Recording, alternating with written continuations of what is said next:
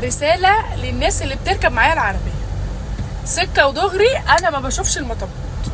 انا امر الله ونفذ، يعني انا ما بشوفش المطبات، والله ما بشوفهم. فانا لما اجي اروح ضربه بيك يعني فرامل جامد قوي، تروح انت تتخض تقول لي يا امنيه مش بتعرفي تسوقي، قولي كده يا بنتي وحرام عليكي. والشويتين دول فكك مني، انا بسوق كويس وزي الفل وبسافر وبروح وباجي، بس انا مش بشوف المطبات، انا ما بشوفش المطبات. امر الله ونفذ، اعمل ايه؟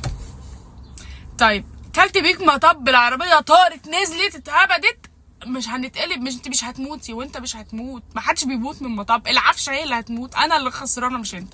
فما تروشنيش، اللي يركب جنبي ما يروشنيش. انا ما بشوفش المطبات، انا ايه ما بشوفش المطبات. لا هيقول لي انت بتعرفيش تسوقي عشان مطب؟